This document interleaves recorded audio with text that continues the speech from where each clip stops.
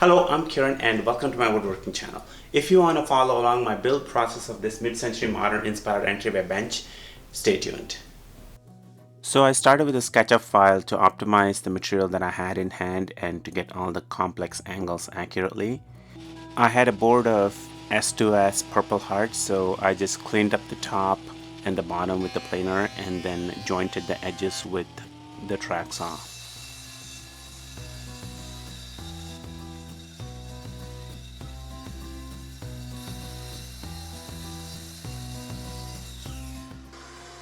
Then I created the leg templates that will help me avoid the calculation of angles. I used an angle finder to transfer the same angle to the top of the leg as well as the bottom. Then cut them out with the track saw. Then I used the template itself to set the width on the table saw.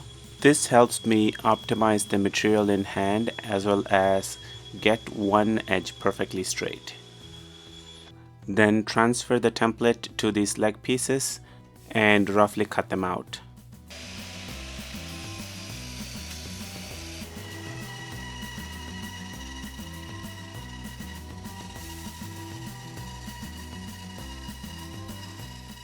And those are the 4 legs. I'm using a combination of the pattern bit as well as flush trim bit to transfer the pattern onto the legs and then flush them out with the flush trim bit.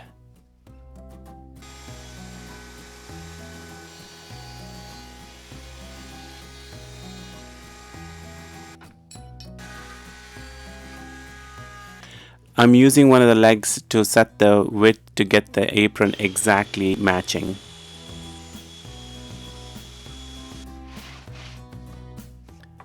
And cut them to length on the crosscut sled.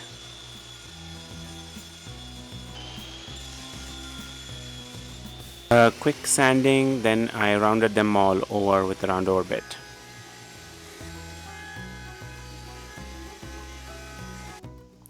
I set the pieces out on the outfit table and marked the domino locations. Once all marked, I cut out all the dominoes.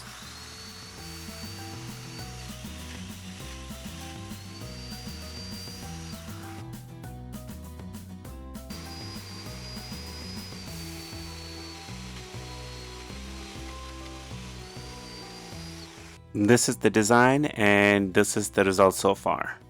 Next, I turned my attention to building the cross supports. These join the legs like so to form the base. I used a trash can lid and a sanding pad to mark the curvatures in this design.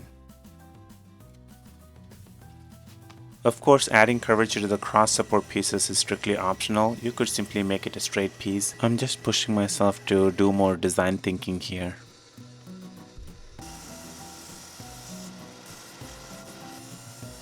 Transfer the templates to the thick elm pieces that I had and then I cut them out. It's helpful to make these relief cuts, especially in thick pieces of lumber when you have to cut curvature. Otherwise, you risk binding your blade. More router table action to true them up. I placed the cross supports against the aprons and mark the locations for the dominoes, and I cut out the dominoes. Just a note here is that the dominoes are inset more in the cross support than in the apron pieces, so they are different depths.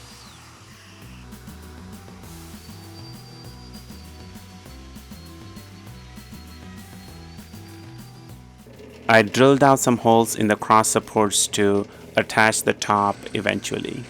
My drill press died, so I added the recess with the handheld drill.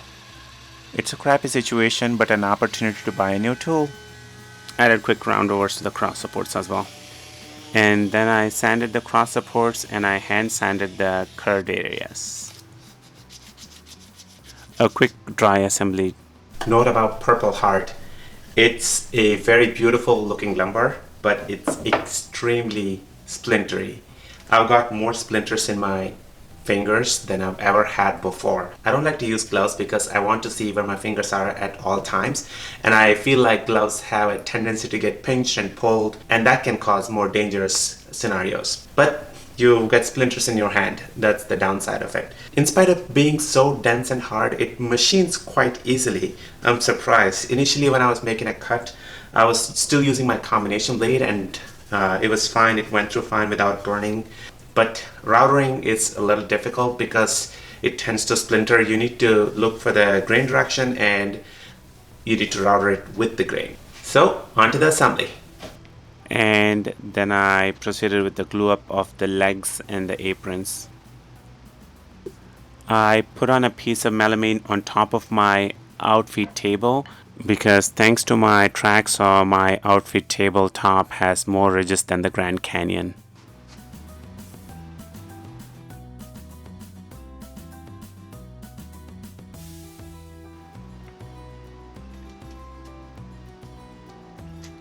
I have the SketchUp file for this, and if you need it, hit me up on social media.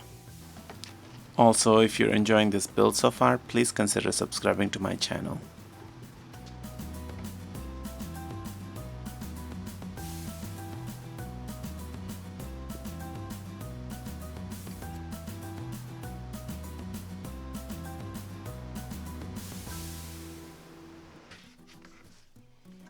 And then on to the glue up stage number 2, where I attach the cross braces to the legs and the apron. The length of the dominoes that I have is a little long for this, so I cut them down at the bandsaw.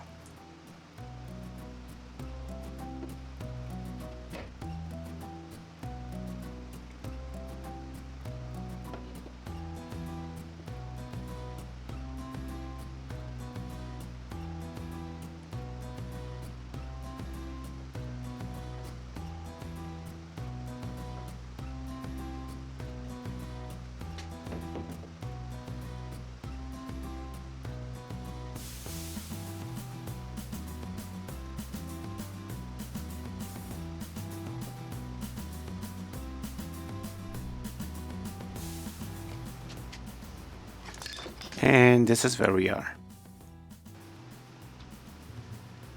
Once the base was completed, I turned my attention to the top. I recently bought these white oak slabs, which I think would be perfect for this top. As this won't be a live edge top, I picked 2 of the slabs that had checkered in the middle, so I'm able to split them and square them up. I build most of my projects in a non-linear order, sometimes limited by glue dry up or the number of clamps that I have, but I'm documenting this video in a linear order because my editing skills are not good enough to pull off a memento. Once the boards were planed and surfaced, I marked and added dominoes. The dominoes here are for alignment only, as the total board width would be more than my planer can handle. And on to the millionth glue up.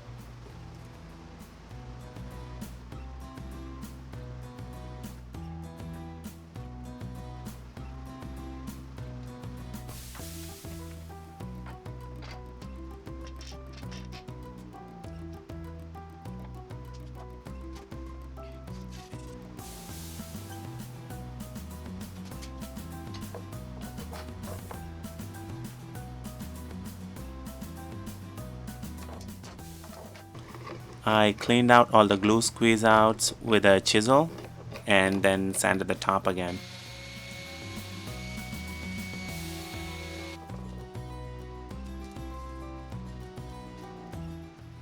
There are many knot holes in this tabletop, so I decided to fill them with 2-part tabletop epoxy. This is probably as close to building a river epoxy table as I've gotten. After filling with epoxy, I touch them up with a blowtorch to pop all the bubbles. Toxicity level with all the fumes is about the same as a ship breaking yard. I cleaned out excess epoxy with a belt sander after it dried. Next, per the design, I added a 45-degree chamfer throughout.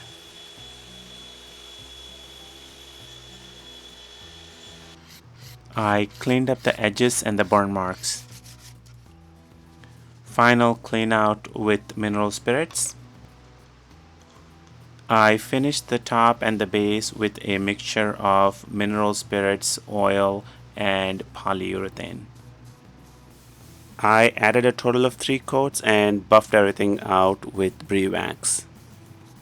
And then I appropriately centered the base on the seat and then screwed it in. These screw holes are larger than they need to be to allow for seasonal wood movement. And that wraps up the build.